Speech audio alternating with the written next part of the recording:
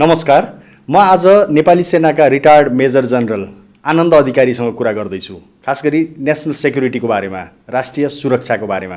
हामी आन्तरिक सुरक्षाको बारेमा कुरा गर्छौँ, बाह्य सुरक्षा, बाह्य चुनौतीहरूको बारेमा कुरा गर्छौँ, भू राजनीतिका कुराहरू पनि आउँछन् नै।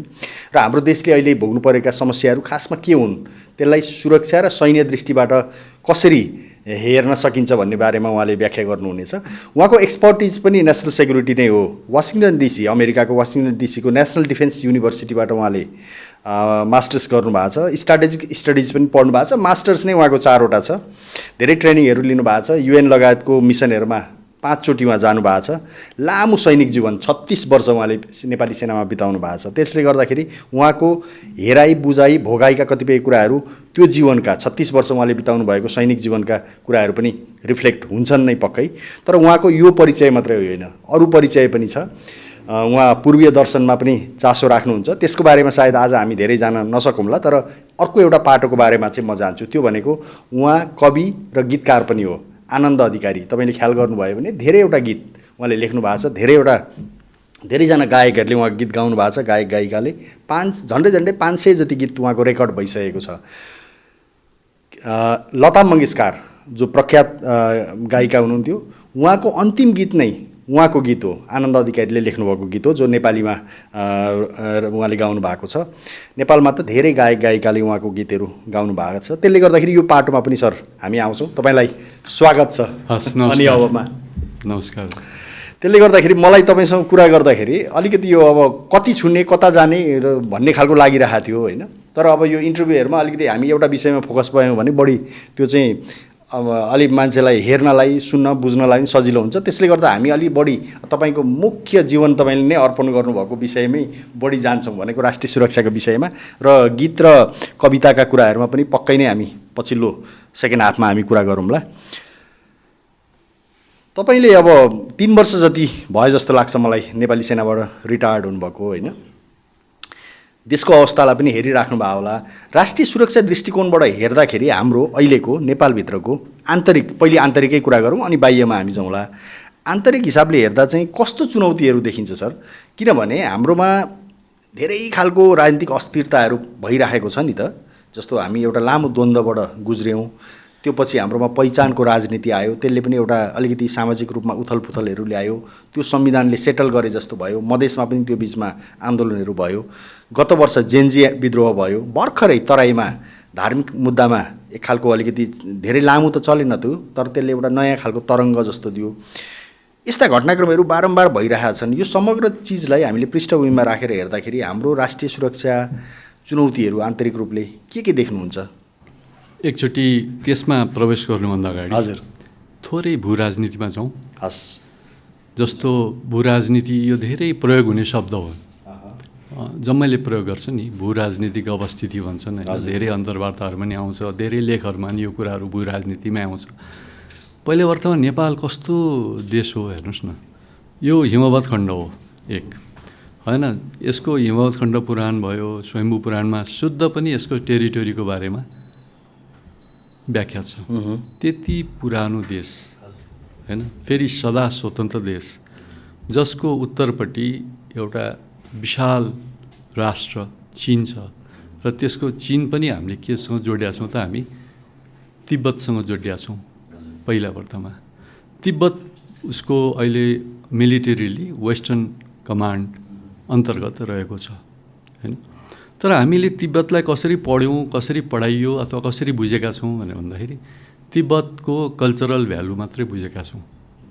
तर तिब्बत एउटा कनेक्सनको सबैभन्दा ठुलो क्षेत्र हो। सिल्क रोड त्यहीँबाट जान्छ होइन, त्यतैबाट जान्छ। तिब्बत चाहिँ यो जति पनि ग्लेसियरहरू छन्, जति पनि वाटरको कुराहरू छन्, पानी जस्तो 1.6 बिलियन जनसङ्ख्याको हाम्रो साउथतिर बस्ने अथवा डाउन स्ट्रिममा बस्नेको मुख्य आधार तिब्बत हो। पानीको सम्बन्ध तपाईँ चाहिँ सेन्ट्रल एसियाको अमुदरिया, सिर दरियादेखि लिएर नीलम झेलमदेखि लिएर हाम्रो यहाँ कर्णाली त्रिशुलीदेखि लिएर तपाईँ ब्रह्मपुत्रदेखि लिएर के अरे याङ्सीदेखि लिएर तपाईँ चाहिँ इरावाडी र मेकङसम्म हेर्नुहोस् त कति लामो कति लामो जलाशय छ, कति ठुलो भण्डार छ। त्यसको अलावा त्यहाँ चाहिँ त मिनरल्सहरूको कुराहरू भए, त्यहाँ चाहिँ अरू त्यसको सिग्निफिकेन्स रिसोर्सेसहरूको भयो। त्यसले गर्दाखेरि तिब्बत आफैमा चाहिँ प्रचुर सम्भावना भएको क्षेत्रसँग हामी जोडिएका छौँ नेपाल। अब यतातिर फेरि तपाईँ उत्तराखण्ड हुँदै युपी बिहार हुँदै फेरि यो सीमामा हेर्नुहुन्छ वनदेखि तलतिर हाम्रो भारत छ। अब चीन बेल्ट एन्ड रोड लिएर, पोलार सिल्क रोड लिएर अगाडि बढिरहेछ। त्यो एउटा राइजिङ पावरको रूपमा आएको छ होइन। वर्ल्डकै सबभन्दा बढी चाहिँ रेयर अर्थ मेटल्स उसँग छ, 70% भन्दा बढी। भने भारत चाहिँ एउटा स्पायरिङ पावरको रूपमा आइरहेछ र त्यस्तो दुईटा देशको बिचमा हामी छौँ र यो दुईटा देशलाई फेरि कतैबाट कम्पिट गर्ने अर्को एउटा पश्चिमको शक्ति छ जुन एक्जिस्टिङ पावर छ, त्यो तीनटा देशको बिचमा भनौँ। त्यसकारण एउटा उत्तरको स्पेयर अफ इन्फ्लुएन्स, दक्षिणको स्पेयर अफ इन्फ्लुएन्स र वेस्टको पनि स्पेयर अफ इन्फ्लुएन्स हाम्रोमा छ। त्यसले गर्दाखेरि हाम्रो भौगोलिक अवस्थिति, हाम्रो जियो पोलिटिक्स नै विश्वको एउटा युनिक, एउटा अचम्म खालको जियो पोलिटिक्स हो क्या। यो केवल म के भन्छु भने, अरूले कतिले चाहिँ यसलाई के भन्छन् भने यो बफर भनेर भन्छन् होइन। यो बफर मात्रै पनि होइन, यस सेक्युरिटीको हिसाबले बफर हो। अर्को यो इकोनोमीको हिसाबले यो ब्रिज हो, सेतु भने दक्षिण एसिया र चीनको बिचको सेतु हो, यो ब्रिज हो। हामीले त ब्रिजको काम गर्न सक्छौँ। त्यसै गरेर यो चाहिँ फेरि स्ट्राटेजिक पिभट पनि हो। भनेपछि यो स्ट्राटेजिक पिभट हो, यो ब्रिज हो, यो चाहिँ बफर हो। यो तिनटाको संयुक्त क्षेत्र हो हिमवत् खण्ड, जुन चाहिँ आदिकालदेखि नै हामी स्वतन्त्र थियौँ र यसलाई स्वतन्त्र राख्नका लागि धेरै हाम्रा पूर्वजहरूले धेरै ठुलो दुःख गर्नुभएको छ। त्यसको कारणले हाम्रो अब यहाँ छ। अब रह्यो यहाँले प्रश्न उठाउनु भएन चुनौतीको कुरा, त्यसमा अहिले जाउँ कि पहिले अब यो विषयहरूमै यसलाई ओके यसलाई नै कन्टिन्यू गरौँ न। तपाईँले किनभने ओपनिङ गरिहाल्नुभयो, मैले राष्ट्रिय सुरक्षा चुनौतीमा त्यो पछि आउँछु होइन। यसरी हेर्दाखेरि यो भू अवस्थिति, यद्यपि अहिले कतिपय विश्लेषकहरूले के भन्ने चलन छ भने यो भू अवस्थिति भन्ने कुरा एक्जाजरेटेड कुरा हो, यसलाई हामीले खासै यो धेरै मतलब गर्नु हुँदैन, ध्यान दिनु हुँदैन, धेरै बढाइ चढाइ पनि गर्नु हुँदैन भन्ने पनि एउटा धारणा छ कि तपाईँलाई के लाग्छ यस्तो सुन्दाखेरि? हेर्नुहोस् न, टेक्ने त यहीँ खुट्टा त हो नि, यही धरतीमा होइन, यहाँ मुनिको रिसोर्सेसहरूलाई नै होइन हेर्ने।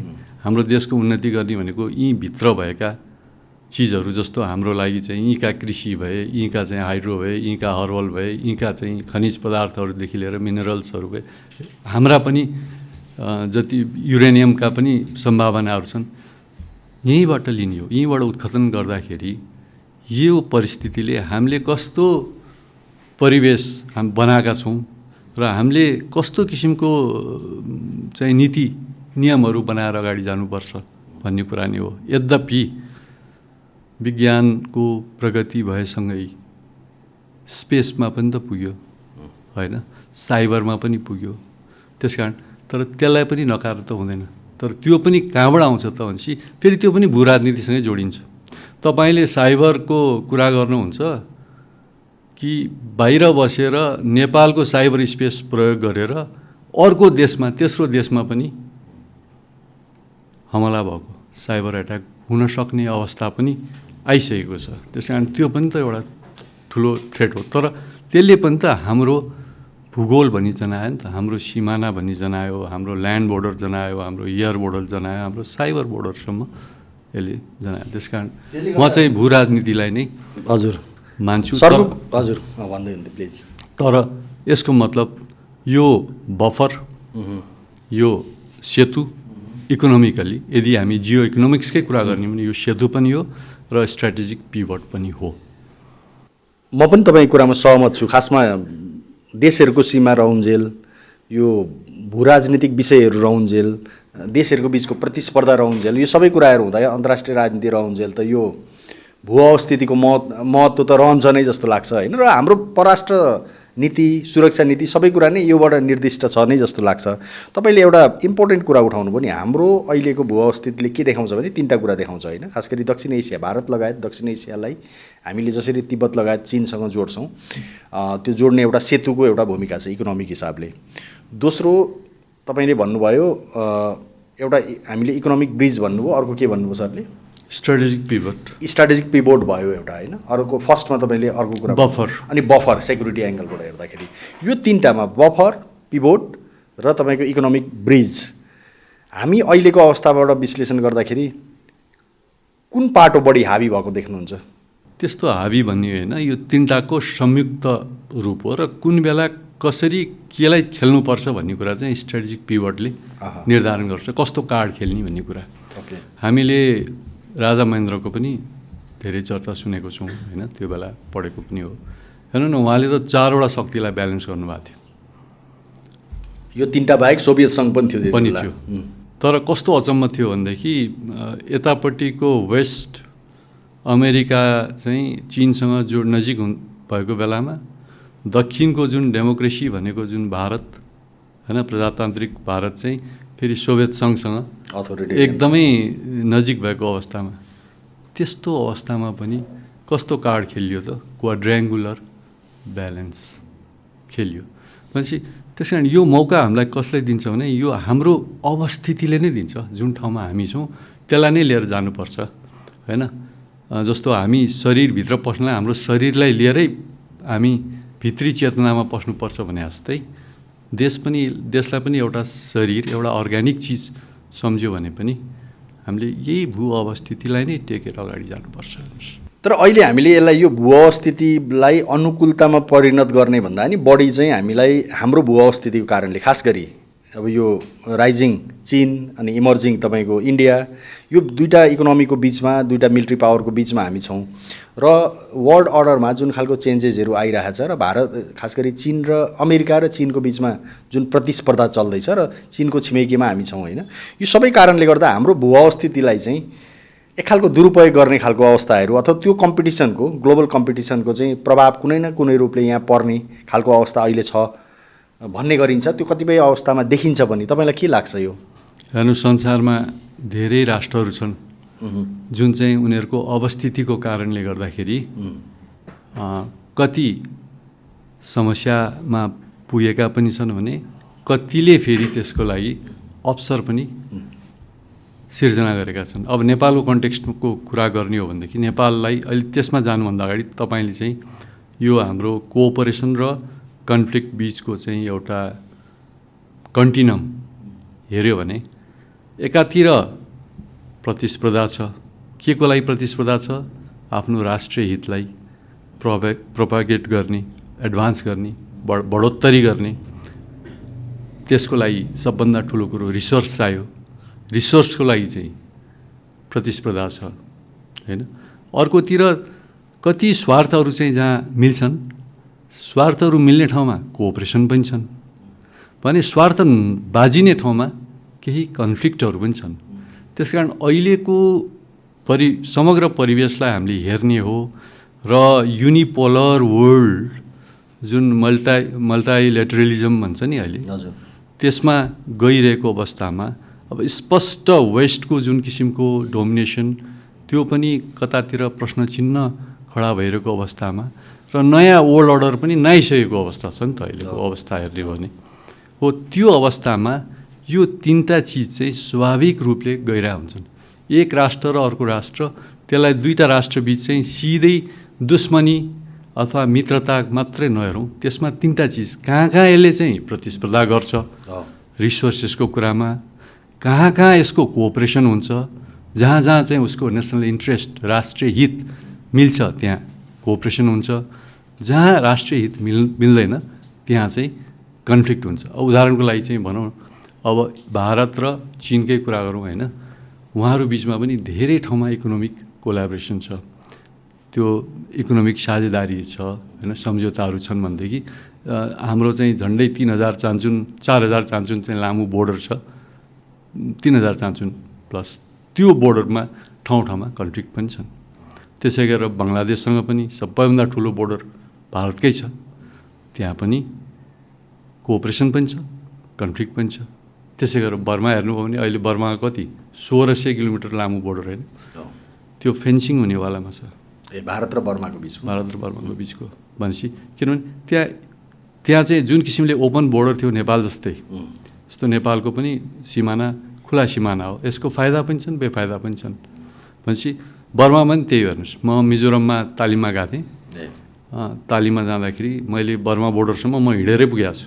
भनेपछि त्यहाँ चाहिँ बर्मिजहरूलाई चाहिँ त्यहाँ यता भारत आउनलाई छुट छ र भारतीयहरूलाई विशेष गरेर मिजोरम नागाल्यान्डको त्यो नागाजहरू, मिजोहरू, कुकीहरू, उनीहरू चाहिँ मजाले मणिपुरियनहरू, उनीहरू चाहिँ बोर्डर क्रस गरेर मजाले चाहिँ उतातिर जाने छुट पनि छ। तर अब अहिले बिचमा के भइदियो भने उतापट्टि सिभिल वार चलेको भएर, बर्मामा सिभिल वार चलेको भएर अब तिनीहरू चाहिँ के गर्न थाल्यो त हतियारसहित भारत प्रवेश गर्न थाल्यो। त्यसैले उनीहरूले त्यहाँ चाहिँ एउटा बोर्डरलाई म्यानेज गर्नुपर्ने अवस्था सिर्जना भयो। त्यसै गरेर चिकन नेकको स्थिति आयो। चिकन नेकमा सेन्ट्रलबाट नै त्यसलाई ध्यान दिनुपर्ने अवस्था सिर्जना भयो होइन। यो त कता कता र्युमरमा पनि हामीले सुन्यौँ नि, कति र्युमरहरू आउँछन्। र्युमरमा चाहिँ त होइन, त्यो त युनियन टेरिटोरीमा भयो भनेर पनि एकचोटि र्युमर आएको थियो। तर बनाउने कुराहरू चाहिँ जोसँग हाम्रो व्यापक सीमा पनि जोडिएको छ, सीमा पनि जोडिएको छ। त्यस कारण हामीले भू राजनीतिको कुरा गर्दाखेरि हामीले ती देशहरूमा के भइरहेछ हामीले अध्ययन गर्ने भनेको के भने हाम्रो युपी अध्ययन गर्नु पऱ्यो, हामीले बिहार अध्ययन गर्नु पऱ्यो, हामीले बङ्गलादेश, भुटान, सिक्किम, तिब्बत, अनि त्यसपछि बर्मा, हाम्रो नजिकको अफगानिस्तान, पाकिस्तान, यसलाई अध्ययन गरेर र अनि ग्रेट पावरको कुरालाई बिचमा राख्यो भने अनि हामीले प्रष्टसँग भन्न सक्छौँ कि अन्तर्राष्ट्रिय परिवेश कस्तो छ, क्षेत्रीय परिवेशमा के भइरहेछ, अब राष्ट्रिय परिवेशमा के छ, अनि किन चाहिँ तपाईँको चाहिँ अब इन्टरनल चाहिँ चुनौतीहरू सिर्जना भइरहेछ। यो भू अस्तित्वकै कुरा गर्दाखेरि खास गरी कहिलेकाहीँ चाहिँ हाम्रो यो जियो लोकेसनले, यो लोकालिटीले हाम्रो कारणले भन्दा पनि हाम्रो यो लोकेसनको कारणले गर्दाखेरि चाहिँ अरूको इन्ट्रेस्ट बढी हाबी हुने खालको अवस्था नि हुन्छ भन्ने गरिन्छ नि। जस्तो खास गरी कहिलेकाहीँ भारत र चिनको यो कोअपरेसन भन्दा कन्फ्लिक्टको पार्ट बढ्दाखेरि पनि यहाँ त्यसको रिफ्लेक्सन्स देखा पर्छ। अनि चीन र अमेरिका बिचको जुन प्रतिस्पर्धा चलिरहेको छ त्यसको पनि असर यहाँ देखा पर्छ अथवा देखा परिरहेको छ भन्ने गरिन्छ। यो पार्टलाई तपाईँ कसरी हेर्नुहुन्छ? यो दुईटामा कुन चाहिँ अहिले बढी हाबी भएको जस्तो देख्नुहुन्छ? अब असर त सबै नै पर्छ, किनभने प्रतिस्पर्धा नै केमा हुन्छ त भनेपछि तपाईँको एक्जिस्टिङ पावर, राइजिङ पावर र अस्पाइरिङ पावरको बिचमा हुने हो। किनभने तिनवटा पावर बिचमा प्रतिस्पर्धा हुँदाखेरि त्यसको असर त हामीलाई पर्छ। तर त्यसलाई हामीले कसरी लिने भन्ने कुरा फेरि हामीमै निज छ। हामीले कस्तो कार्ड खेल्ने, हामीले कस्तो फरेन पोलिसी बनाउने अथवा कसरी हामी त्यो फरेन पोलिसीमा अडिग रहने होइन, हामीले हाम्रा मित्र राष्ट्रहरूसँग कस्तो व्यवहार गर्ने, किन हामीले चाहिँ उत्तरतिरको सुरक्षा संवेदनशीलतामा चाहिँ हामीले हात हाल्नुहुन्न, दक्षिणतर्फको सुरक्षा संवेदनशीलतामा हामीले हात हाल्नुहुन्न, त्यसै गरेर हाम्रो पश्चिमको छिमेकीहरूसँग सबैसँग चाहिँ हामीले राम्रो सम्बन्ध कायम गर्नुपर्छ भनेको कारण त्यही नै हो। यो सबै कुरा हाम्रै आफैमा निहित कुराहरू हुन् जस्तो लाग्छ। हजुर, यसरी हेर्दाखेरि यो दुईवटा छिमेकीको कुरा गर्दाखेरि भारत र चिनको नेपालको सन्दर्भमा उनीहरूको अब सरकारहरू आफ्नो राष्ट्रिय स्वार्थसँग जोडिएर पनि यहाँ प्रकट हुन्छ बेला बेला। उनीहरूको रेड लाइन हेर्दाखेरि एउटा हुन्छ नि लक्ष्मण रेखा, जो उनीहरू कुनै पनि देशले ननागुन् भन्ने हुन्छ, हाम्रो पनि रेड लाइन होला। त्यसरी हेर्दाखेरि भारतको रेड लाइन नेपालमा के हो अनि चिनको रेड लाइन नेपालमा के हो जस्तो सरलाई लाग्छ? मलाई चाहिँ के लाग्छ भने जुन किसिमले भारतभित्र आन्तरिक सुरक्षाको स्थिति छ, विशेष गरेर यो धार्मिक भयो, जातीय भयो, आतङ्कवाद भए, यी कुराहरू छन् नि, यो चाहिँ हाम्रो भूमिबाट प्रश्रय नपाउँ। खुला सिमाना त छ, तर त्यो खुला सिमाना हुँदाहुँदै पनि हाम्रो सरकारले पनि त्यसमा चाहिँ राम्रोसँग निगरानी गर्नुपर्ने हुन्छ कि हाम्रो कारणले उसको सुरक्षा संवेदनशीलतामा खलल पुग्न भएन। त्यसै गरी उत्तरतर्फ हामीले हेऱ्यौँ भने उत्तरतर्फ सबैभन्दा सेन्सिटिभ कुरा चाहिँ हामी सिग्नेटरी पनि हो वान चाइना पोलिसीको भन्दाखेरि हाम्रो कारणले चीन विरुद्ध कुनै पनि गतिविधि अथवा तिब्बत विरुद्ध कुनै पनि गतिविधि चाहिँ उसको लागि सह्य हुँदैन। हामीले त्यो सोच्न पनि हुँदैन गरिन त परै जाओस्। तर बेला बेला हुन्छ नि त फ्री डिबेट एक्टिभिटिजहरू पनि भइरहेको हुन्छ। त्यसलाई रोक्नु पर्यो, त्यसलाई मोनिटर गर्नु पर्यो, त्यही अनुसारको सुरक्षा संयन्त्रहरूको चाहिँ विकास गर्नु पर्यो, इन्टेलिजेन्सको त्यत्तिकै विकास गर्नु पर्यो। अहिले सबैभन्दा डरलाग्दो विषय के छ भने साइबर थ्रेटको कुराहरू, एआईको कुराहरू, आर्टिफिसियल इन्टेलिजेन्सको कुराहरू, त्यो सम्बन्धी नियम कानुनहरू बनेका छन् तर ती अपर्याप्त छन्। पर्याप्त हुनु पर्यो। हेर्नुहोस् न, फेक न्युजहरू, डिप फेकहरू, फेक न्यारेटिभहरूले अहिले हाम्रो नेपाली मानसपटलको पर्सेप्सनलाई, धारणालाई कसरी सेभ गर्छ भन्ने कुरा चाहिँ बुझ्न हामीले जरुरी छ। एउटा सानो उदाहरण म तपाईँलाई बेलायतको दिन्छु। अहिले बेलायतमा एउटा रिसर्च भएको रहेछ, विद्यार्थीहरूको पढ्ने क्षमतामा कमी आयो। पढ्ने क्षमतामा कमी आउँदाखेरि राष्ट्रिय सुरक्षामा असर पर्यो। ल हेर्नुहोस् त, त्यस कारण राष्ट्रिय सुरक्षा भनेको सानोभन्दा सानो इस्यु किन नहोस्, कुनै एउटा व्यक्ति भोको यहाँ नाङ्गो किन नहोस् नेपालमा, त्यो पनि त्यसको क्युमुलेटिभ इफेक्ट चाहिँ कहाँ गएर, यो सबै सबोर्डिनेट्स कहाँ गएर हुन्छ त, राष्ट्रिय सुरक्षामा गएर हुन्छ। त्यसै कारणले हाम्रो राष्ट्रिय हितलाई नै केन्द्रमा हामीले राख्न सक्नुपर्छ। हाम्रो सरकारले राष्ट्रिय हित विपरीत कुनै पनि कुरामा गर्नु मिल्दैन। त्यो राष्ट्रिय हितको संरक्षण गर्ने, सम्वर्धन गर्ने, प्रोटेक्सन गर्ने, प्रिजर्भ गर्ने र त्यसलाई प्रमोट गर्ने दायित्व पनि सरकारको हो र त्यसको लागि सबभन्दा ठुलो संयन्त्र सेना नै हो अथवा सेक्युरिटी फोर्सेसहरू नै हुन्। त्यसपछि नेपाली जनता हो। त्यसैले नेपाली जनता पनि राष्ट्रिय सुरक्षामा सुसूचित हुनुपर्छ।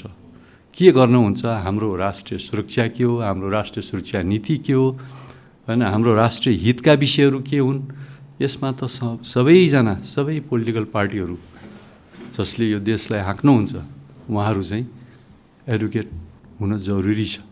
जरुरी भएपछि मात्र उहाँहरूले कुरा बुझ्नुहुन्छ।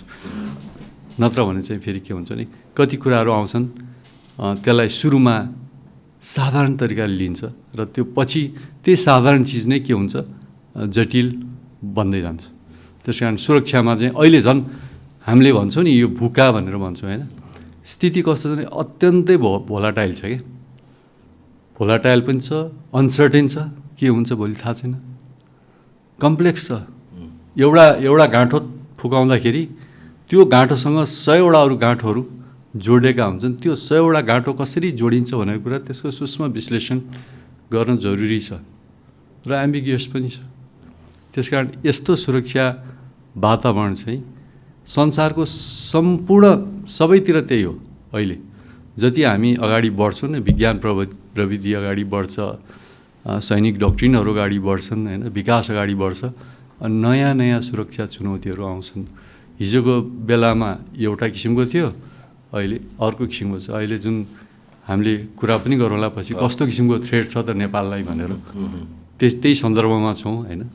अलिकति म यो बाह्य पाटोलाई सकिहाल्छु। तपाईँले तिब्बतको कुरा उठाउनु भयो, होइन। तिब्बतको कुरामा चाहिँ हामीले कसरी डिल गर्ने, जस्तो 2-3टा कुरा रहेछ कि। एउटा हाम्रो सीमा जोडिया छ, सबभन्दा उसको चीनको सेन्सिटिभ क्षेत्र मध्येमा पर्छ, त्यहाँ सीमा जोडियो र तिब्बतीहरू शरणार्थीको रूपमा यहाँ बसेको अवस्था पनि छ। हामीले नीतिगत हिसाबले तिब्बतलाई चीनको अभिन्न अङ्ग पनि मान्छौँ र एक चीन नीतिमा तपाईँले भने जस्तो हामी त्यसको एउटा त्यसलाई हामीले पहिलेदेखि नै त्यसलाई मान्दै आएको छौँ धेरैवटा देशले जस्तै। तर फेरि बेला बखत यो सीमा जोडिएको छ र तिब्बती शरणार्थी पनि भएको, यो सबै कारणले गर्दाखेरि तिब्बतीयन मामलालाई लिएर कतिपय घटनाक्रमहरू यहाँ हुन्छन्। कतिपय मुलुकहरूले फेरि तिब्बती मामलामा उदार दृष्टिकोण, खास गरी पश्चिमा मुलुकले राखेकोले उनीहरूले पनि यो ठाउँबाट अलिकति केही त्यो उदारताहरू प्रकट गर्न खोज्छन्, होइन। र अहिले दलाई लामाको पनि उत्तराधिकारको प्रश्न छ, होइन। दलाई लामा, नयाँ दलाई लामा, 15औं दलाई लामाको छान्ने क्रमहरू पनि अब दलाई लामा जीवित हुँदै, अहिलेको चाहिँ दलाई लामा जीवित हुँदै गर्ने कि भन्ने हिसाबले अगाडि बढिरहेको अवस्था छ। कतै नेपालबाटै छानिन्छ कि भन्ने पनि प्रश्नहरू छ। यो चिजलाई हेर्दाखेरि हामीले तिब्बत मामलालाई कसरी सही दृष्टिकोण, सही नीति के हुनसक्छ, के लाग्छ? अब यहाँले एकदमै सेन्सिटिभ, सबैभन्दा नेपालको लागि अहिले सेन्सिटिभ प्रश्न उठाउनु भयो। हेर्नुहोस् है, दलाइ लामा, अब अर्को दलाइ लामा छानिने विषय, शरणार्थीको कुरा गर्नुभयो होइन। शरणार्थीहरू चाहिँ सबै नराम्रा हुँदैन। शरणार्थीलाई शरण दिनैपर्छ, किनभने उनीहरू नामै त शरण लिन आएको होइन संसारमा। तर शरणार्थीभित्र कस्तो गतिविधि हुन्छ, त्यो शरणार्थीको अभिष्ट के हो, ती शरणार्थीकै कारणले चाहिँ हाम्रो देशले राष्ट्रिय सुरक्षामा कति चाहिँ मूल्य चुकाउनुपर्छ। फेरि कहिलेकाहीँ त शरणार्थीले होइन कि शरणार्थीलाई देखाएर अरूले गरिदिने हुँदो रहेछ नि त। शरणार्थीले केही गरे हुँदैन, के गरे उनलाई देखाएर हो। ती चिजहरूमा चाहिँ पूर्ण नियन्त्रण हुनुपर्छ, किनभने हामीले चीनको दृष्टिकोणभन्दा बाहिर चीनको सुरक्षा किनभने त्यो तिब्बत त उसको लागि सफ्ट भ्याली हो। त्यो सफ्ट भ्यालीलाई हामीले छुने, चलाउने, उसको संवेदनशीलतालाई छुने काम चाहिँ हाम्रो मुलुकबाट कदापि हुनु हुँदैन। त्यो हुँदा हामीलाई अप्ठ्यारो पनि, हामीलाई धेरै अप्ठ्यारो पर्न सक्छ, धेरै नै अप्ठ्यारो पर्न सक्छ। त्यसमा चाहिँ हामी बहुतै सचेत भएर अगाडि बढ्नुपर्ने अवस्था छ। भारतको हकमा पनि खास गरी खुला सिमाना भएकोले र कतिपय भारत विरोधी तत्त्वहरू एक्टिभ हुने र अहिले त अब भारतमा एक खालको अहिले नयाँ युवा विद्रोहको, युवा आन्दोलनको पनि एक खालको त्यो सुसुप्त अवस्थामा देखा पर्न थालेको छ। बेला बेला त्यो प्रकट पनि हुन्छ होइन। यो खालको थ्रेटहरू पनि बढेको छ र त्योसँग कतै नेपाल जोडिन्छ कि भन्ने जोखिमहरू तपाईँ देख्नुहुन्छ कि देख्नुहुन्न यो खालको कुरामा? होइन, यो त पहिला बिस्तारै यसको पृष्ठभूमि हेर्दै जाने हो भने संसारभरि नै अरब स्प्रिङबाटै सुरु भएको हो नि यो। एउटा युथ प्लस टेक्नोलोजी, झन्डै 20 वर्षदेखि नै भइसक्यो होइन। युथ र टेक्नोलोजी जोडेर रेजिम चेन्ज गर्ने रणनीति यो 20 वर्ष अगाडिदेखि नै सुरु भयो र यो पछिल्लो समयमा बङ्गलादेशमा भयो, श्रीलङ्कामा भयो होइन। त्यसपछि हाम्रै देश नेपालमा पनि भयो र भारतमा पनि कता कता त्यो बाछिटा नपुगेको होइन, पुगेको छ। तर त्यहाँ चाहिँ के छ भने सरकार चाहिँ बहुतै बलियो छ, सेना एकदम सशक्त छ होइन, प्रहरी नै क्यापेबल छ होइन गर्नुको लागि। अब अस्तिको पनि हामीले हेऱ्यौँ। मलाई जहाँसम्म लाग्छ त्यो एउटा गतिविधि हो। अर्को चाहिँ बर्माको कुरा गर्दाखेरि बर्मा अहिले सिभिल वारको चाहिँ यति चपेटाभित्र छ त्यो होइन। त्यहाँबाट अहिले के देखियो त भनेपछि युएनको रिपोर्ट, मैले पछिल्लो रिपोर्ट यसो अध्ययन गरेको थिएँ, ड्रग छ नि जुन हाम्रो गोल्डन ट्रायङ्गल भनेर भन्छौँ नि, त्यो ड्रग सप्लाई गर्ने त अहिले त झन्डै ऊ त 1 नम्बरमा पुगिसक्यो। बर्माभित्रका विभिन्न समूहहरूले होइन, उनीहरू बाँचेकै अहिले ड्रगमा छन्। भनेपछि त्यो जू भन्ने जुन एउटा स्टेट छ, चीन पनि भन्छ त्यसलाई, जुन चाहिँ मणिपुरसँग जोडिएको होइन, त्यो चाहिँ अब क्रिस्चियन टेरिटोरीको रूपमा खडा हुँदैछ। त्यो फेरि यता त्यो क्रस बोर्डर जुन किसिमको चाहिँ गतिविधिहरू छ, इन्फिल्ट्रेसनदेखि लिएर हतियारधारी समूहहरूको गतिविधिले गर्दाखेरि त्यो पनि भारतको लागि चाहिँ चुनौती हुन्छ। र त्यो फेरि सँगै जोडेर बङ्गलादेश हुँदै हाम्रो चिकन नेक थ्रु हाम्रो पूर्व जोडिन्छ। हेर्नुहोस्, त्यसले गर्दाखेरि त्यो पूर्वमा कुनै गतिविधिहरू भयो भने त्यो पनि हामीले त्यसलाई राम्रोसँग हेर्नुपर्छ। त्यस कारण हामीले यहाँ नेकदेखि हामीले यसो हेर्दा चिकन नेक त हामीसँग मेचीको ठ्याक्कै पारिपट्टि पऱ्यो होइन। नक्सलबाडी सिलगढी करिडर पनि भन्छन्। त्यो भारतको धेरै सेन्सिटिभ एरिया छ। मैले वास्तवमा यो भिडियोमै पनि कार्यक्रमहरू त्यो बारेमा बनाएको छु। त्यो सम्मलाई त हामीले अलिअलि ध्यान दिएको हो कि जस्तो देखिन्छ यहाँ। तर बर्मा त धेरै टाढोको हो, त्यसले गर्दा धेरै हामी ध्यान दिनु पर्दैन भन्ने जस्तो सोच पनि हाम्रोमा छ नि त विभिन्न निकायमा। त्यो हुनु हुँदैन भन्ने तपाईँलाई लाग्छ? त्यो होल बेल्टलाई नै हामीले हेर्नु पर्यो। त्यो बेल्टलाई अध्ययन किन गर्नु पर्यो भनेर भन्दाखेरि त्यो खुला सिमाना हो क्या। भारत र बर्माको खुला सिमाना हो भनेको मतलब भारतभित्र त्यस्ता गतिविधिहरू चाहिँ सञ्चालन भएको छन् भन्ने कुरा एज्युम गर्नु पर्यो। र ती चिजहरू भोलि उसले ब्लक गर्दाखेरि, जस्तो बङ्गलादेशीहरूलाई ब्लक गर्दाखेरि तिनीहरू चाहिँ कतातिर आए त फेरि नेपालतिरै आए होइन। आज हामीले हाम्रो जनतालाई, नेपाली नागरिकलाई चाहिँ हामीले दिन सकिरहेको छैनौँ भने धेरै शरणार्थी यहाँ भित्रिँदाखेरि जुन हामीले पाउने घाँस बाँस कपास, हाम्रो अधिकारहरू, भोका अधिकारहरू चाहिँ हाम्रो खोसिएर अरूलाई बाँड्नुपर्ने अवस्था सिर्जना हुन्छ। त्यस कारण त्यो पनि हेर्नु पर्यो। अर्को एउटा सेन्सिटिभ इस्यु छ जुन आन्तरिक उसमा, जुन धर्म परिवर्तन छ। त्यो भन्नै पर्ने हुन्छ। किनभने धर्म परिवर्तन कसरी गराइन्छ भन्ने कुरा इम्पोर्टेन्ट हो क्या, धर्म के मानिन्छ भन्ने कुरा चाहिँ होइन। गर्न पाइयो धर्म परिवर्तन, तर गराउने चिज अभियान हुनु भएन भन्ने तपाईँलाई लागेको? परिवर्तन गर्न पाइयो भन्ने होइन, तपाईँले अरूलाई परिवर्तन गराउनु सक्दैन, उसले स्वयं बुझेर ग्रहण गर्ने एउटा आफ्नो पाटो भयो होइन। नत्र भने त हाम्रो सनातनमा धर्म वास्तवमा सापेक्ष नै हुन्छ, धर्मनिरपेक्ष कहिले पनि हुँदैन, पन्थ चाहिँ निरपेक्ष हुन्छ। यो शब्दावलीमै पहिला समस्या छ हेर्नुहोस्, एक।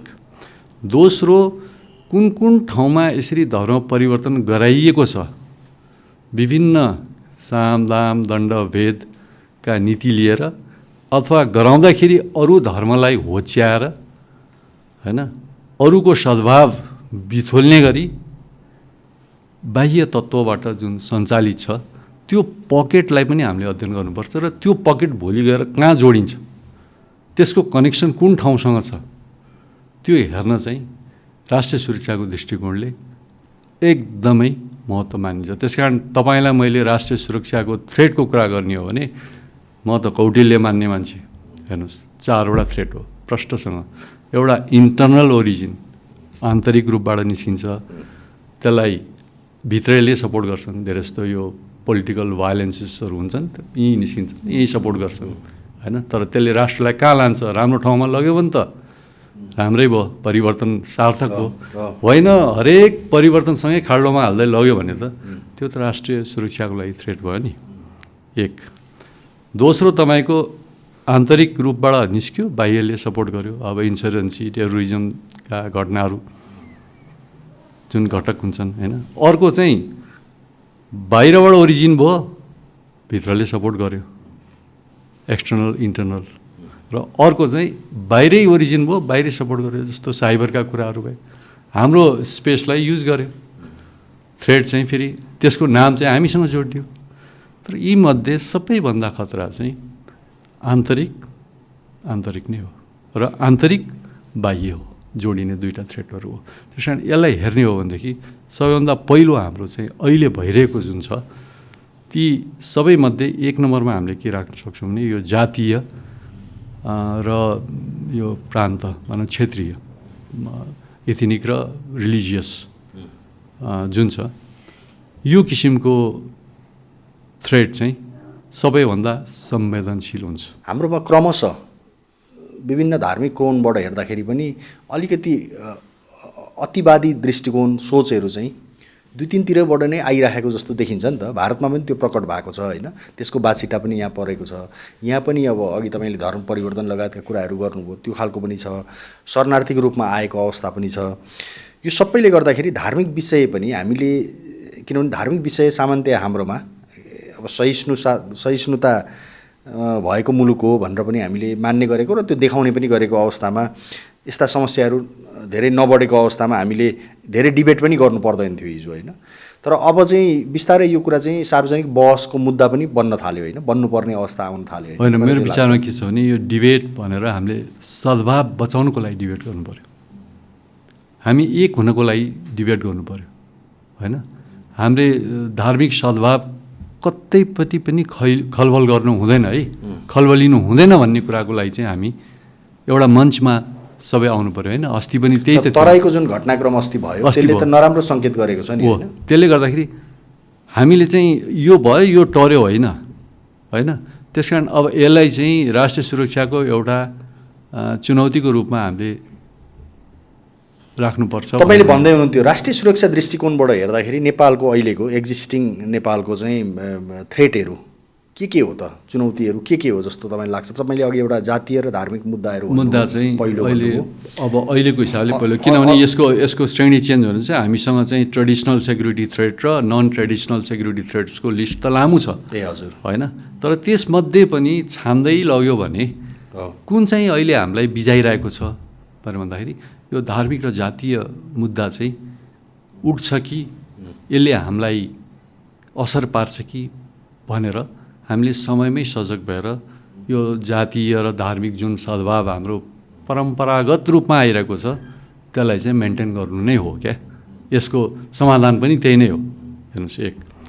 दोस्रो इस्युज मलाई के लाग्छ भनेर भन्दाखेरि यहाँको संस्कृति कुनै पनि देशको जस्तो अब अहिले हामीले हामी त अब भनौँ न हाम्रो स्टेक भनौँ न बाँच्ने स्टेक कति छ, कति वर्ष छ, 20, 25, 30 वर्ष, 40 वर्ष। त्यसपछिको युवाहरू जसलाई हामीले यो देश सुम्पिन्छौँ उनीहरू कति पलायन भएर गइरहेछ होइन। युवाहरू 10% पलायन हुनु चाहिँ राम्रो मानिन्छ, विदेशिनु अथवा त्यहाँबाट रेमिटेन्स लिएर आउनु, भोलि डायस्पोरा स्ट्रङ हुन्छ। तर अहिले टोटल युवाको चाहिँ 40% जति लगभग त्यो पनि ब्रेनवाला त्यो ड्रेन हुँदैछ नि त होइन। त्यो भइसकेपछि भोलिको के कुरा, अहिले घरमा इलेक्ट्रिसियन बोलाउनुहोस् त युवा छैन, प्लम्बर बोलाउनुहोस् छैन, अथवा कुनै पनि राम्रो टेक्नोक्राट्सहरू बोलाउनुहोस्, क्यामेराम्यान बोलाउनुहोस् भिडियो खिच्नलाई छैन। यो अन्ततोगत्ता गएर राष्ट्रिय सुरक्षासँग जोडिने विषय हो र गम्भीर विषय नै हो। दोस्रो चाहिँ यो युवाको पलायन, तेस्रो संस्कृति, दोस्रो हो संस्कृति। त अब संस्कृति सिद्धिँदै गएपछि यो भूगोल मात्रै रहन्छ र नेपाली जस्तो देखिने नेपालीपन हुँदैन, नेपालीपन नभएको नेपाल रहन्छ हेर्नुहोस् होइन। त्यो दोस्रो बहुत बिस्तारै हामीलाई त्यस्तो लाग्दैन, तर 10 वर्ष, 15 वर्ष, 20 वर्षपछि त्यो हामीले ओहो फलानु धेरै अगाडि त अन्तर्वार्तामा यो कुरा उठाएको थियो नि भनेर हामीले नै भन्छौँ। यो तीनवटा मुख्य प्रमुख चाहिँ मलाई अहिले यस्तो लाग्छ। यसको पछि चाहिँ अब यो अरू चिजहरू, अब क्रस बोर्डरका इस्युजहरू भए, ट्राफिकिङका कुराहरू भए, अर्गनाइज्ड क्राइमका कुराहरू भए र अर्को चाहिँ राष्ट्रिय सुरक्षामा अहिले सबैभन्दा बढी थ्रेट हुने चाहिँ साइबरको र एआईको कुराहरू। अघि मैले छोएको पनि थिएँ, त्यो चाहिँ बढी छ। त्यो एक्सप्लेन गरिदिनुहोस् न। अब कस्तो छ भने अघि पनि भने नि, हामीले केमा विश्वास गर्छौँ भने अब सबैको खल्तीमा मोबाइल छ हेर्नुहोस् होइन। समय कहाँ जाँदैछ, 6th जेनेरेसन 6G र 7Gमा चाहिँ हामी मुभ गर्दैछौँ। क्वान्टम कम्प्युटिङतर्फ चाहिँ हामी अगाडि बढ्दैछौँ। हाम्रो छिमेकी अघि नै मैले भने रेयर अर्थ मेटलमा चाहिँ, त्यसपछि चिप्सहरू बनाउनेमा होइन, ट्रान्जिस्टरहरू बनाउने, चिप्सहरू बनाउने, यसमा ऊ संसारको चाहिँ लिडिङ भइरहेछ होइन, अग्र स्थानमा छ। तर हामीले चाहे अब आन्दोलनहरू हुँदाखेरि होस् अथवा शान्तिको समयमा होस् अथवा पिसको टाइममा अथवा कन्फ्लिक्टको टाइममा, यदि हामीले चाहिँ यो सोसल मिडिया खोलेर हेऱ्यौँ भने सबैभन्दा बढी डिप फेक, जुन न्युज नै होइन त्यो आइरहेछ, डिसइन्फर्मेसनको कुराहरू आइरहेछ, डिप फेकको कुराहरू आइरहेछ। आर्टिफिसियल इन्टेलिजेन्सबाट तपाईँको चाहिँ हाम्रो इन्टेलेक्चुअल प्रपर्टीहरू पनि अब भोलि गएर गुम हुने अवस्था सिर्जना भइरहेछ होइन। यो चिज कन्ट्रोल गर्नको लागि अविलम्ब चाहिँ फेरि कानुनहरू बन्नुपर्ने हुन्छ। हामीसँग कतिवटा फोरेन्सिक ल्याबहरू छन् होइन, जस्तो भोलि कुनै हाम्रो नेतृत्वको जसलाई हामीले चाहिँ रेस्पेक्ट गर्छौँ, हाम्रो लिडरसिपलाई को फोटो राखेर अर्कोले अर्को भिडियो बनाएर प्रचार गरिदियो गरिरहेको अवस्था पनि छ। थुप्रै त्यस्ता उदाहरणहरू छन् भने त्यो त राम्रो भएन। त्यसले कस्तो किसिमको माइन्डसेट डेभलप गर्छ, पर्सेप्सन म्यानेजमेन्ट अघि मैले छोएको थिएँ नि, त्यो पनि सबैभन्दा खतरा हो। त्यो पर्सेप्सन म्यानेजमेन्ट चाहिँ कसरी गर्छ, कस्तो धारणाको विकास गर्छ भन्ने कुराहरू चाहिँ, अनि उनीहरूले पछि मात्रै बुझ्छन् ए ला यो त फेक रहेछ है।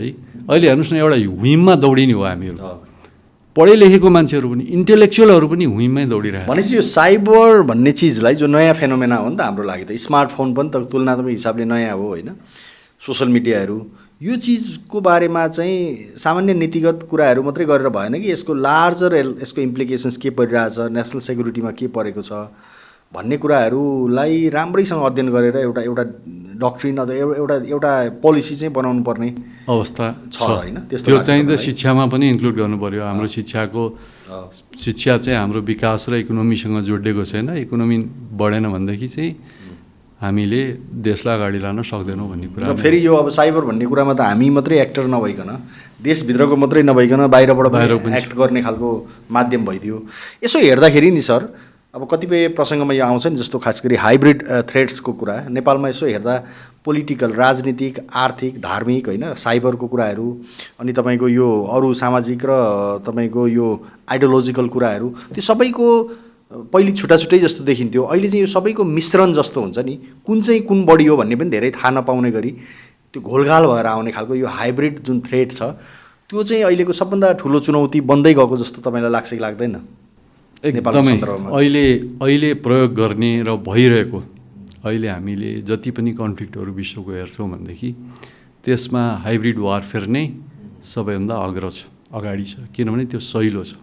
एउटा कसरी सहिलो छ, त्यो कानुनी रूपले मैले जसले ममाथि त्यो हाइब्रिड वार गरिरहेछ त्यो मसँग लिगल प्रमाण हुँदैन, तर मलाई थाहा छ कि फर इक्जाम्पल मलाई तपाईँले हार्म गरिरहनु भएको छ भन्ने कुरा मलाई थाहा छ, तर मसँग तपाईँको कुनै पनि लिगल प्रुफ चाहिँ हुँदैन। त्यो एउटा हाइब्रिड हो। त्यसमा चाहिँ कस्तो छ, अब सेक्युरिटी फोर्सेसहरू चाहिँ अलर्ट हुन्छन्, उनीहरूका इन्टेलिजेन्सहरूले काम गरेर हुन्छन्, त्यही देशका चाहिँ प्रोक्सिजहरूले चाहिँ काम गरेर हुन्छन्, अथवा त्यही देशका जनताहरूलाई नै उनीहरूको पर्सेप्सन म्यानेजमेन्ट गरेर त्यसको विरुद्ध उठाइरहेका हुन्छन् र ती जनतालाई पनि थाहा हुँदैन, मान्छेलाई पनि थाहा हुँदैन हु इज माई लिडर भन्ने कुरा थाहा हुँदैन। उसलाई जुन सबवर्स उसको मन मस्तिष्क भाँडिरहेको हुन्छ, कसरी भाँडिरहेछ, म कसरी भाँडिएको छु भन्ने कुरा त्यो मान्छेलाई थाहा हुँदैन। ऊ त्यसैको लागि त्यही इस्युलाई लिएर चाहिँ अगाडि बढिरहेको हुन्छ। यसले कतिपय अवस्थामा रेजिम चेन्ज गर्ने, सत्तालाई नै टपल गर्ने काम गर्छ भने कतिपय अवस्थामा चाहिँ देशलाई कमजोर पार्दै लगेर अन्ततोगत्ता चाहिँ जसको इन्ट्रेस्ट हो त्यसैमा हुन्छ। यसलाई चाहिँ जस्तो कतिपय समयमा चाहिँ यो सेरोगेसी पनि भनिन्छ क्या, सेरोगेसी भनेर चाहिँ भनिन्छ। त्यो भ्रूण चाहिँ अर्कैको हो, हामीले यिनै ग्रुम गरिदिएर उसको एजेन्डा चाहिँ हामीले फुलफिल गरिदिनु खोजेको जस्तो पनि देखिन्छ। त्यस कारण यो बहुत खतरा, यदि कुनै स्ट्रेटेजी अहिले चाहिँ अप्नाइरहेछन् अहिलेको समयमा 21औं शताब्दीको हिसाबले भने यो हाइब्रिड वार हो। यो हाइब्रिड वारको विरुद्ध पनि सुरक्षा फौजहरू चाहिँ सतर्क रहनुपर्छ, क्षमता पनि छ। हाम्रो सन्दर्भमा अरू शक्ति राष्ट्रले यो हाइब्रिड जुन अनसिन पनि हुन्छ, सबै अब सिन अनसिन दुइटै होला होइन, यो अनसिन मुभहरू यो खालको हाइब्रिड वारफेयरै भन्ने कि नभन्ने, तर यो खालको च्यालेन्जहरू सिर्जना गरिदिराखेको जस्तो लाग्छ तपाईँलाई?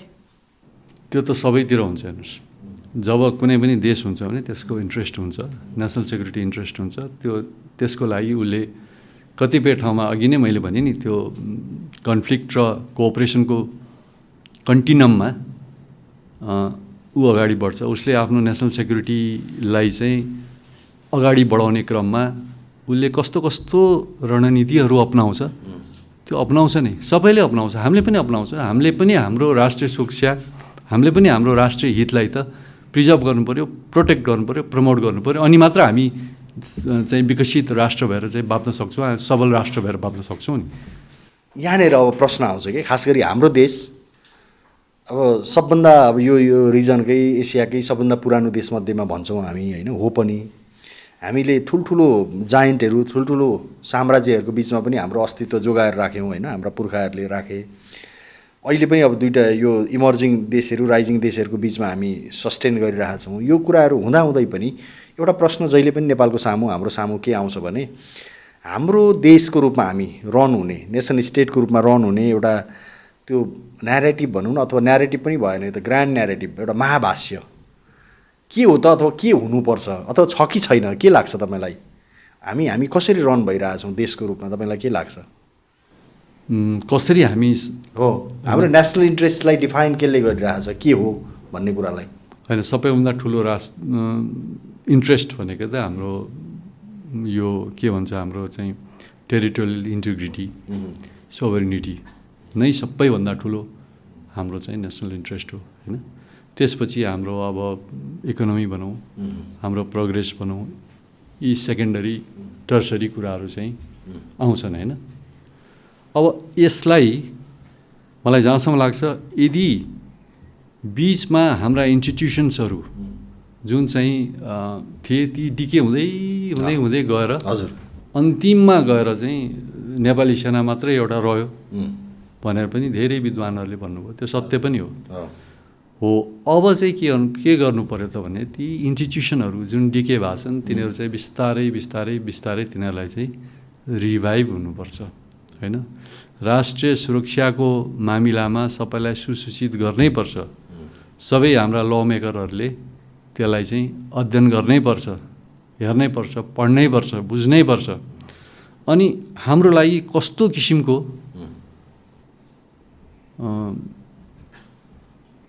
तयारी गर्ने त्यो तयारी पनि साथसाथ जस्तो सेनाले गरिराखेका हुन्छ ती तयारीहरू, तर त्यसलाई पनि सपोर्ट गर्नु पऱ्यो नि। यहाँ कतिपय भनिन्छ नि सेनाले कहाँ लड्न सक्छ र भनेर भन्छ, तर म त्यसको एकदमै बर्खिलाफ हुँ। नेपाली सेनाकै कुरा गरौँ। हजुर फ्याट्टै भनिदिन्छ नि कहाँ लड्छ र यत्रो चाहिँ उस कसरी लड्न सक्छ भनेर भन्ने कुरा।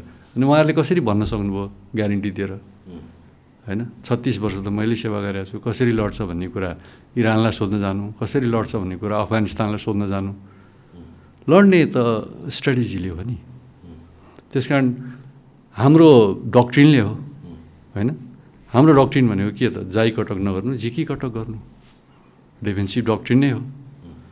तर त्यो झिकी कटक गर्ने बेलामा पनि हामीसँग त साधन छैन, हामीसँग स्रोत छैन, हामी गरिब छौँ भने चाहिँ सबैभन्दा ठुलो नै हाम्रो चाहिँ के छ भूगोल छ।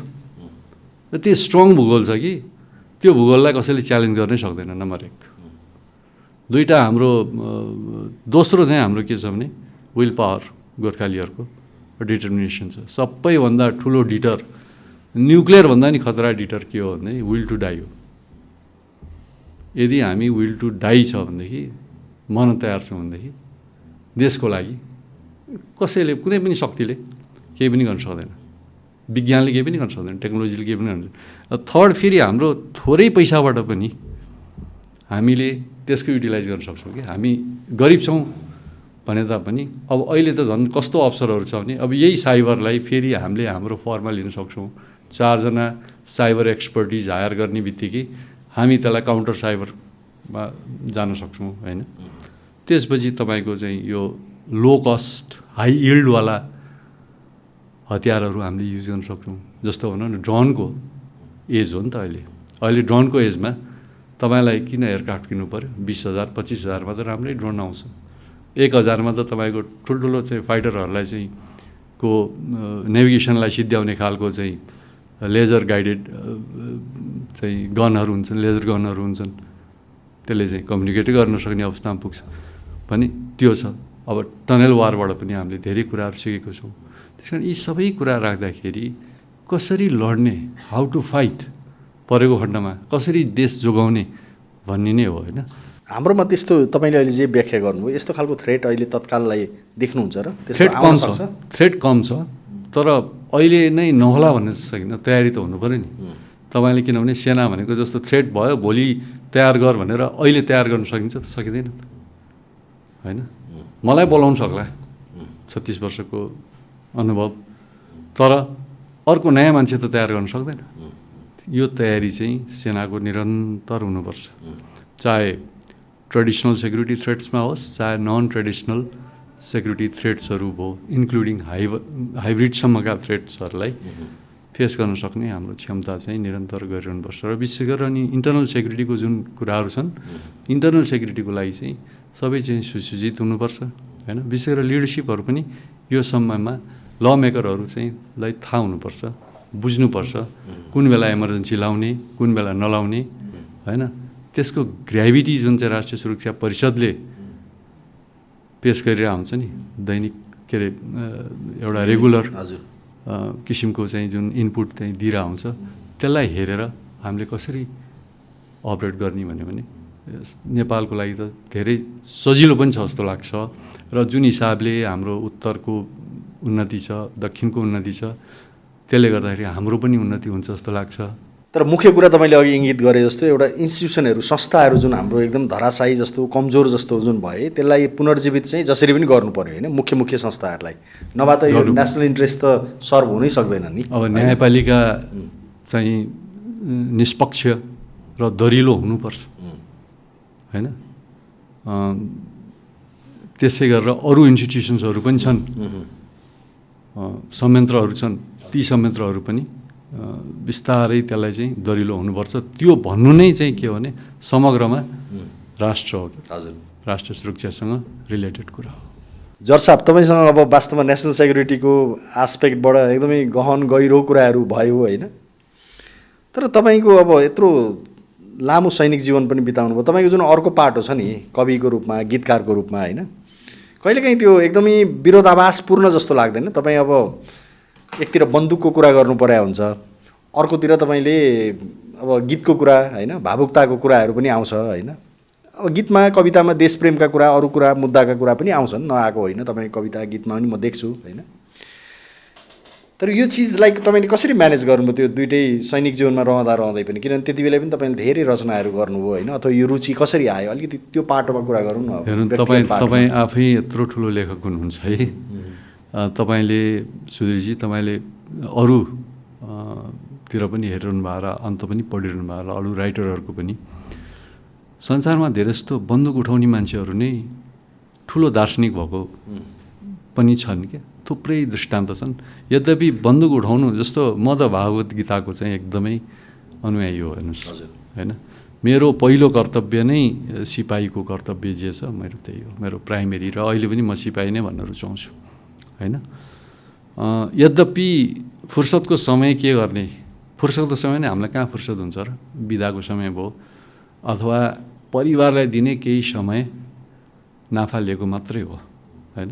त्यो आफ्नो रुचिलाई चाहिँ कन्टिन्यू गरौँ भन्ने हिसाबले अगाडि बढेको, बढ्दा बढ्दै यस्तो भइयो कि अब छोड्न नदिने क्या, देशले नै छोड्न नदिने, कसैले पनि छोड्न नदिने, तैँले त लेख्नै पर्छ भने किन अब यहाँले भनिहाल्नुभयो 500वटा गीत रेकर्ड गरेँ, 125 भन्दा बढी सुपर हिट भए होइन, जुन चाहिँ सबै रेकर्ड भनौँ, चाहे जुनसुकै टेक्नोलोजी, जुनसुकै प्रविधिमा जाँदाखेरि पनि ती गीतहरू चाहिँ भए जस्तो ओह्राली लागेकोदेखि लिएर हिरा काट्ने हिरेमा राखेर, दैव तेरो मायाको खेलाले, पहाडको छुकछुके रेल, बाँचुन्जेलीलाई लताजीसँग तपाईँले नि भनिदिइहाल्नुभयो। त्यसै गरेर चाहिँ यो नरेन्द्र प्यासीका जति पनि गीतहरू छन्, तिमी बिनाको जीवन सोच्न पनि सक्दिनँ, तिमीले दिने माया अजम्बरी छ भने, राष्ट्रिय गीतहरू छन्, जामक्यारे उडेर माथि, के अरे कम छैन मेरो देश, यावत गीतहरू छन्, डान्सिङ होस्, चलचित्रका होस्, माया लुकी लुकी किन नहोस्, मैले त बिन्ती बिसाएको किन नहोस्, पराना पराना संसार यस्तै पराना, संसार यस्तै रहेछ पराना किन नहोस्, जुन चाहिँ नेपालको यो हिस्ट्रीमा पनि सबैभन्दा बढी भ्युज भएका गीतहरू छन्।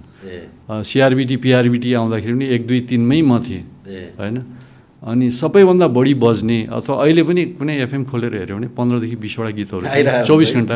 तपाईँका नेपालका गायिका त धेरैले, अहिलेको समकालीनले त धेरैले गाए नि त होइन, रामकृष्ण ढकालदेखि लिएर उदित नारायण झादेखि लिएर अहिले नरेन्द्र प्यासी। सबभन्दा यङ्गेस्ट भनेको मैले भारतीय यो इन्डियन पवनदीप राजनसँग चाहिँ एउटा हिन्दी भजन गरेँ भने त्यो सुपरस्टार सिङ्गर्स भन्ने कम्पिटिसनको फर्स्ट रनर अप एउटा बच्ची थिइन्, लेजल रोय, उहाँ नेपाल आउनु भएर मलाई भेट्न आउनुभयो, उहाँको परिवारले भेट्न आउँदाखेरि 24 घन्टामा एउटा उहाँले छान्नुभयो। कस्तो भने त्यो बच्चाले कस्तो गीत छान्यो, मलाई पनि अचम्म लाग्यो, किन त्यो भारतीय सङ्गीत त्यस्तो समृद्ध छ भने भन्दाखेरि उहाँले ठुम्री छान्नुभयो। सङ्गीता प्रधानले सङ्गीत गर्नुभएको ठुम्री चाहिँ मलाई यो मन पऱ्यो, म यो गाउँछु भन्नुभयो। नत्र भने हाम्रो यहाँ अहिलेको गायक गायिकाहरूलाई सोध्यो भने अलिकति उफ्रिने खालको, नाच्ने खालको, स्टेज तताउने खालको साधारण शब्द भएको मात्रै देऊ भन्छन्, तर उहाँले त्यो भन्नु भएन।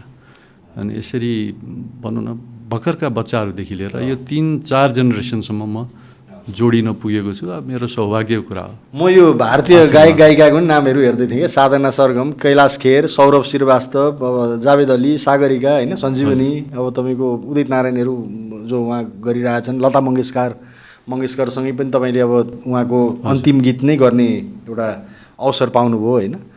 यो त एकदम यसो सम्झेर ल्याउँदा त रमाइलो लाग्छ होला है? होइन, रमाइलो भन्दा पनि कस्तो छ भने एउटा कर्तव्य पनि हो जस्तो लाग्छ होइन। लताजीसँग जोडिनु चाहिँ त साँच्ची नै एउटा सरस्वतीको साधकसँग जोडिनु कसरी सम्भव भयो त्यो? त्यो असम्भव कुरा सम्भव भएको यदि कुनै भन्नुहुन्छ भने त्यही नै हो। किनभने उहाँ चाहिँ 79-80 वर्ष भइसक्नु भएको थियो। त्यो बेलामा चाहिँ त्यही एउटा प्रयास गर्ने क्रममा एउटा एल्बम निकाल्ने क्रममा शिखर सन्तोषजी मसँग आउनुभयो। सन्तोष लामिछाने हो, पछि मैले नाम उहाँलाई शिखर सन्तोष भनेर दिएँ, आलोकश्री भनेर दिएँ, आशिष अविरल भनेर दिएँ होइन। थुप्रै थुप्रै थुप्रै नामाकरण पनि गर्नु, नामाकरण होइन। हामी चाहिँ के गर्छौँ भने यो म चाहिँ एउटा गर्वका साथ के भन्छु भने म सङ्गीतकार जन्माउन सक्छु र म गायक पनि जन्माउन सक्छु। त्यो क्षमता चाहिँ भगवान्ले दिएको है, मैले गर्व गरेको होइन, त्यो उनले दिएको क्षमता हो। त्यस कारण किनभने म त्यसमा डेडिकेट भएर लाग्छु। अहिले त झन् रिटायर्ड भएको छु, त्यही क्रममा लागिरहेको छु। तर अहिले चाहिँ कस्तो छ भने चाहिँ हाम्रो ट्रेन्ड अलिक फरक छ क्या, गीतको ट्रेन्ड। सङ्गीत चाहिँ नेपालमा पनि दिन प्रतिदिन मृत्युवरण गरिरहेको छ। म आउँछु त्यसमा, लता मङ्गेशकरको कुरामा। त्यस कारण उहाँलाई चाहिँ अप्रोच उहाँले गर्नुभयो, एल्बमको रूपमा लिएर जाउँ, भारतीय कलाकर्मीहरूसँग चाहिँ मेरो गीत चाहिँ रेकर्ड गर्ने। किन भन्दाखेरि तपाईँलाई हामीले बम्बईमा सबैभन्दा बढी सुन्ने तपाईँको भनेर उहाँ भेट्न आउनुभयो। ल ठिक छ, त्यसो हो भने 4 दिन टाइम छ, मलाई छुट्टी छ, बसेर मेरै घरमा बसेर गाना बनाऊँ।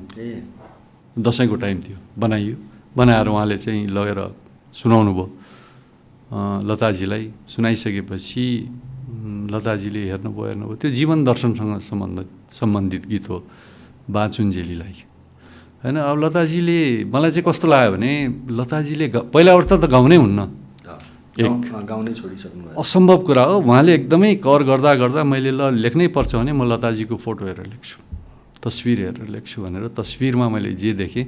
किनभने उहाँले जिन्दगी धेरै गाइसक्नु, मभन्दा हजार गुणा राम्रा आर्टिस्टहरूको गीत गाइसक्नु भयो होइन। त्यत्रा धुरन्धर राइटरहरूको चाहिँ गीत गाइसकेको मान्छेले अब म नाथे नेपालीको चाहिँ यहाँ बसेको एउटा सानो राइटरको चाहिँ गीत कसरी गाउनुहुन्छ, त्यो पनि अर्को भाषामा, नेपाली भनेको मतलब अर्को भाषामा, अर्को ल्याङ्ग्वेजमा कुरा गरेँ है मैले भन्ने चाहिँ भित्री सोच थियो। तर लेखेर गइसकेपछि यसो हेर्नुभयो, ओहो यो त जीवनको भोगाई रहेछ, यो त मैं गालूँगा, इसका इंग्लिश ट्रान्सलेसन और हिन्दी ट्रान्सलेसन दोनों बेच दो भनेर उहाँले भनेपछि मैले नै गरेर पठाइदिएँ उहाँलाई। पठाइसकेपछि तर फेरि के भयो भने गाउँछु भनेको पहिलो वर्ष गाउनु भएन, दोस्रो वर्ष गाउनु भएन, तेस्रो वर्ष पनि गाउनु भएन। अनि मैले त्यो पनि आश मारिसकेँ। उहाँले पुरस्कार दिइहाल्नुभयो त, गाउँछु भन्नुभयो, राम्रो छ भन्नुभयो, त्यहाँ त्यति नै पनि त एउटा ठुलो सन्तुष्टि हो नि त एउटा लेखकलाई भनेर भने। तर अनि सन्तोष भाइ पनि, शिखर सन्तोष पनि हार खाएर यता नेपालमा बिहा गर्न आएको। आएर 4थो वर्षमा अचानक उताबाट चाहिँ खबर आउँछ कि तपाईँहरू आउनुहोस्, लताजीले आफ्नै स्टुडियो स्वरलता स्टुडियोमा गीत रेकर्ड गर्नुभयो भनेपछि अनि रामकृष्ण ढकाललाई लिएर त्यो डुएट बनाउनुको लागि गयो र उहाँहरूले भेट गर्नुभयो। भेट गरेर गाउने क्रम भयो र त्यो गीत आयो र गीत पनि अब यहाँहरू समक्ष छँदैछ। त्यस्तो भएको। हजुर है, रमाइलो। ल नेपाली सङ्गीतको कुरा गर्दै हुन्थ्यो, कस्तो अवस्थामा देख्नुहुन्छ तपाईँ? अलिक क्राइसिसमा छ भन्दै हुन्थ्यो नि। होइन, सङ्गीत कस्तो छ भनेर भन्दाखेरि नि वास्तवमा हामीले सङ्गीत राम्रोसँग यहाँ घरानाहरू डेभलप गर्न सकेकै छैनौँ सङ्गीतको विषयमा होइन। सङ्गीतलाई एकदमै लाइट रूपमा ल्याएको छौँ, किन अर्को हाम्रो भाषा यस्तो इरोड भइसक्यो होइन। अहिले मैले संस्कृति सबैभन्दा ठुलो थ्रेट भनेर भने नि, अहिले कतिपय स्कुलहरूमा मैले किनभने बच्चाहरू चाहिँ तपाईँको नेपाली बोल्यो भने जरिवाना, पहिला त्यो थियो, अहिले धेरै हटेर गयो होइन। भाषा बोल्दा जरिवाना 10,000सम्म जरिवाना तिरेको छौँ होइन। नेपाली यो कस्तो देश जस्तो लाग्छ क्या मलाई कहिलेकाहीँ, कस्तो किसिमको चाहिँ सिस्टम हामीले बनाएको जस्तो लाग्छ होइन। अनि ती सबै कुराहरू हुँदाखेरि अहिले के छ भने साधनाको एकदमै कमी छ। व्यापारको दृष्टिकोणले चाहिँ अगाडि बढेको छ, तर त्यसको मतलब त्यो होइन, जुन देखिन्छ त्यो होइन। जस्तो बच्चाहरूको लागि पनि प्रतिस्पर्धा गरेका छन्, ठुलाको लागि पनि होइन, भोइस अफ किड्स भनेका छन् बच्चाहरूको लागि, ठुलोको लागि चाहिँ के त्यस्तै चाहिँ रियालिटी सोहरू गरेका छन्। गरेर भोटिङ र पैसा कमाउने आधारको रूपमा चाहिँ ल्याछन्। तर समग्र जुन किसिमको घराना भएर चाहिँ डेभलप हुनुपर्ने हो, जुन किसिमले हामीले त्यसको जगबाटै उसको चाहिँ सङ्गीत सिकाएर अगाडि जानुपर्ने हो, त्यस्तो चलन चाहिँ छैन। उही जुन बाई बर्थ केही अलिकति लिएर आयो भने उसले त्यही साधारण गीत गाएको भरमा अनि अलिअलि सिक्न थाल्छ, त्यहाँबाट अगाडि बढेको। र त्यो पनि कस्तो भयो त भनेपछि अब अहिले शब्द जुन अलिकति फिलोसफी भएको अलिकति लामो समयसम्म बाँच्ने गीतहरू गाउन कसैलाई पनि प्राथमिकतामै नपर्ने भयो होइन। जुन चाहिँ एकदम उल्फट्टा गीत भाइरल हुने गीत चाहियो, जुन जसको चाहिँ समाजमा कुनै पनि त्यसले कन्ट्रिब्युट गर्न सक्दैन, जस्ट इन्टरटेन एउटा क्या, त्यो पनि क्षणिक मनोरञ्जन त राम्रो हो, तर त्यसले दीर्घकालीन पुराना गीतहरूले हेर्नुहोस् न जति सुने पनि झन् मनोरञ्जन दिन्छ नि होइन, त्यो चाहिँ छैन। त्यसले गर्दाखेरि सङ्गीत हाम्रो मात्रै होइन संसारभरि अस्ति अमेरिकामा जाँदाखेरि एउटा म्युजिसियनलाई भेटेको थिएँ, उहाँसँग बसेर कफी खाएर गफ गरेँ, गर्दाखेरि उहाँले के भन्छ, the music is dying every day my friend भन्नुभयो क्या, सङ्गीत पनि मरिरहेछ भनेपछि यो हामी एकदमै जटिल भौतिकवादको पनि पराकाष्ठामा हामी चाहिँ दौडिरहेको अवस्था चाहिँ छ अहिले विश्वले। यो अवस्थामा अब एउटा गीतको रचना हुँदा, गीतको सिर्जना हुँदाखेरि चाहिँ तपाईँको भनौँ न गीतकारले त्यो रचना गर्छ होइन, सङ्गीत भर्छ सङ्गीतकारले, गायक गायिकाले गाउने हुन्छ, यो जुन त्रिकोणात्मक एउटा सिर्जना हो नि त। गीतकार चाहिँ कहाँनिर हुन्छ खासमा? वास्तवमा हुनुपर्ने अग्रस्थानमा हुनुपर्ने हो। अब हाम्रो सोसाइटी, हाम्रो समाज, अब हामीलाई गीतकारलाई हेर्ने दृष्टिकोणमा एकदमै हाम्रो चाहिँ कमजोरी छ, किनभने ऊ त आमा हो, गीत नै जननी हो नि। तपाईँ शब्द नभए शब्द ब्रह्म हो, नाद ब्रह्म हो, दुईवटा मात्रै ब्रह्म हो, शब्द र आवाज सङ्गीत। त्यसपछि गाउने भनेको चिज त तेस्रो हो तपाईँको, जसले पनि गाउँछ भनौँ न, एउटा स्वर लिएर जन्मिनुपर्छ, तर उसलाई राम्रो गीत भेटाउनु नै उसको लागि भाग्यको कुरा हो। अब नरेन्द्र प्यासी यो हदसम्ममा सफल किनभने उनले राम्रो गीत भेट्टाए, रामकृष्ण ढकाल यो हदमा सफल, उनले राम्रो गीत भेट्टाए नि त उनले होइन। नारायण गोपाल भए किनभने गीत भेट्टाए। त्यस कारण नारायण गोपालको गीत होइन, नारायण गोपालको आवाज हो। गीत त हरिभक्त कटुवालको होला, कालीप्रसाद रिजालको होला, दिनेश अधिकारीजीको होला, नगेन्द्र रिजालको होला, गीत त उहाँको हो। त्यस कारण यो समाजले हेर्ने लगाउने चस्मा चाहिँ अलिकति परिवर्तन गर्नुपर्छ, सत्यतिर चाहिँ जानुपर्छ जस्तो लाग्छ मलाई। गीती क्षेत्र अब ठुलो छ है, यसको अब चर्चा परिचर्चा गऱ्यो भने अब गीतै परिचर्चा गर्दाखेरि पनि 6 महिनाले पुग्दैन हाम्रो सबै गीतहरूको हेर्दाखेरि। तर खुसी एउटा के लाग्छ भनेदेखि पुराना गीतहरू पनि फेरि अहिले चाहिँ आउँछन् होइन, एउटाले हालिदिन्छ फेरि त्यो चलेर आउँछन्। अब 16 वर्ष 18 वर्ष 20 वर्ष अगाडिका गीतहरू पनि फेरि यत्रो त यो गीत पनि फेरि राम्रो भएछ। अहिले प्रविधिले सजिलो पारेको छ नि त्यो हिसाबले त होइन, दुइटै छ, सजिलो पनि छ अप्ठ्यारो पनि छ। जस्तो अब एआई हुँदाखेरि अहिले मैले भने नि इन्टेलेक्चुअल प्रपर्टी राइट्सहरू चाहिँ कतिपय अवस्थामा अब हनन, जस्तो अब फेसबुकै के अरे टिकटक भनौँ न, गीत र कन्टेन्ट त हामीले दुःख गरेर बनाएको हुन्छ नि, अब त्यसलाई युज गरेर मुख देखाउने बित्तिकै उसको हुन्छ त हेर्नुहोस् न होइन। कतिपय कुराहरू चाहिँ त्यो कानुनी, त्यस कारण यो एआईको त्यस्तोको रोयल्टीहरू पाइँदैन, त्यसको रोयल्टीको कुरा गर्नुभयो तपाईँले, यो फेरि रोयल्टी पाइन्छ कि पाइँदैन, गीतकारले रोयल्टी पाउने हुन्छ कि हुँदैन, तपाईँ आफै भनिदिनुहोस् न। पाउनुपर्छ होइन, पाउनुपर्छ किन नपाउने, रचना नै हो गीतकारले गरे। त्यस कारण अहिले यो सङ्गीत रोयल्टी सङ्कलन समाजको जुन अभियान छ, त्यसै गरेर गीतकार सङ्घको जुन अभियान छ, त्यो अभियान अहिले पनि हामी अभियानमै लागिरहेछौँ होइन। अब पाउनुपर्ने हो। अहिले जुन 125 एउटा सुपर हिट गीत छन् टोटल भनौँ, मैले त होइन त्यो गीतहरू झन्डै 500 त रेकर्ड भएको छैन, 125 नै त तपाईँको सुपर हिटै भयो। स्टार गीतकार हो तपाईँ खासमा, लिस्ट धेरै लामो छ होइन। तर मैले भने होइन सुपर हिट भनेर पनि दर्शक श्रोता उहाँहरूले बनाएको हो, रिकगनाइज गराएको भनेपछि उहाँहरूको अनुसार है, मैले उहाँलाई कोट गरेँ, मलाई कोट, मेरो लागि त सबै मेरै आफूलाई भन्नुहुन्छ भने त्यो 500 नै सुपर हिट मेरो लागि त, किनभने मलाई त्यति मनपर्ने मन नपरिकन म निकाल्दिनँ। तर कति कुराहरू चाहिँ के हुन्छन् भने तीलाई फेरि ल्याइयो भने फेरि हिट हुन्छन्। अब यो गीतहरू यस्तो छ। अब चाहिँ तपाईँको चाहिँ यो अब एआईको कुराहरू आयो होइन, अहिले संसारभरि एआईको कानुन बनिरहेको छ क्या, यसमा मात्रै होइन अरू चिजहरूमा पनि। त्यस कारण अघि नै पनि राष्ट्रिय सुरक्षामा पनि एआईको कानुन भन्नुपर्छ। यो हाम्रो इन्टेलेक्चुअल प्रपर्टी छ नि, यो चाहिँ प्रिजर्भ हुनुपर्छ। यो भनेको राष्ट्र हो। हेर्नुहोस् फेरि राष्ट्रिय सुरक्षाको त हामी कुरा गर्छौँ। राष्ट्र भनेको के त? देश भनेको के हो? राष्ट्र भनेको त के हो भने हाम्रो भाषा भयो, हाम्रो संस्कृति भयो, हाम्रो चाड पर्व जात्रा होइन। राष्ट्र नेवारले यहाँ बजाएको छैन नेपाल के अरे काठमाडौँमा इन्द्र जात्रा कसले बनाउँछ? त्यस कारण यदि हामी अस्ट्रेलिया पुगेर तिजमा झमझम रातो साडी लाएर नाच्छौँ भने राष्ट्र त त्यहाँ पनि छ। अमेरिकामा धान नाच्छौँ भने राष्ट्र त त्यहाँ पनि छ। अहिले राष्ट्रिय सुरक्षाको हामीले धेरै कुराहरू गर्यौँ। त्यस कारण संस्कृति इरोड हुँदै गयो, संस्कृति मासिँदै गयो। हाम्रो शरीरबाट सास रूपी संस्कृति भन्छौँ क्या हामी। संस्कृति के हो त? भनेको संस्कृति भनेको चाहिँ हाम्रो प्राण हो, सास हो।